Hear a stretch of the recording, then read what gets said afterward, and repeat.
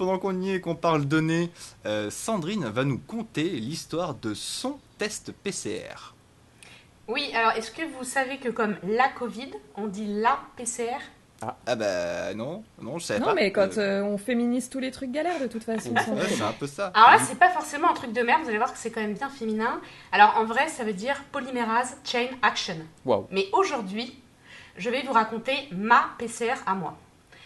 Pendant le confinement, on s'est tous penchés sur notre to-do list.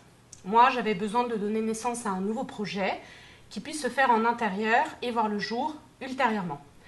Et je me suis demandé, la grossesse pour un embryon, qu'est-ce que c'est? Sinon un confinement dans le ventre de sa mère. Sauf que pour lui, là, on connaît le terme. Et il se peut que celui-là, il sorte avant nous. Bref, par un beau jour de confinement, mon gynéco m'a proposé un chat pour voir ma chatte et m'a annoncé 2 bonnes nouvelles. Vous êtes enceinte et il n'y en a qu'un. Oui, oui, j'ai apporté ma petite graine à l'édifice du boom de natalité lié au confinement. J'ai fait le test de la PCR. Procréation confinée réjouissante. Alors que tout le monde attend que quelque chose se passe, moi, j'attends que quelqu'un arrive. Et pour moi, cette période n'aura pas été stérile, mais féconde. En plus, excusez-moi, mais j'ai su rentabiliser mon calendrier. Premier confinement, conception. Deuxième confinement, hibernation, pour prendre des forces. Confinement suivant, école à la maison. La boucle est bouclée. Bon, bien qu'on soit à nouveau confiné, mes proches s'inquiètent toujours de savoir comment se porte le bébé. Et la femme qui le porte? Non, parce qu'il dort, lui. Hein.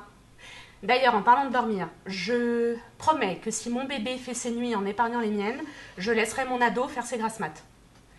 Parce que j'ai conscience qu'avoir des enfants, c'est un peu comme se lancer dans un confinement de 18 ans et être privé de sortie. Mais d'ailleurs, c'est pour ça qu'après on se venge sur eux, qui osent débuter leur vie sociale après avoir mis fin à la nôtre. Bon, vous l'avez compris, en ce moment, je n'ai aucune visibilité sur mon avenir. Mais ce qui me rassure, c'est que vous non plus. Du coup, j'ai envie de partager des petites questions qui restent en suspens. Sachant que les cours de préparation à l'accouchement sont en vidéo, est-ce que ça veut dire que j'accoucherai en visio à domicile? Bon, remarquez, moi j'ai toujours rêvé d'accoucher en piscine, donc c'est nickel, j'ai une baignoire chez moi. Mais si je ne jette pas le bébé avec l'eau du bain, sa vie est-elle condamnée à prendre l'eau? Bon, en tout cas, quoi qu'il en soit, pour une fois, je serais contente d'avoir fait un bide.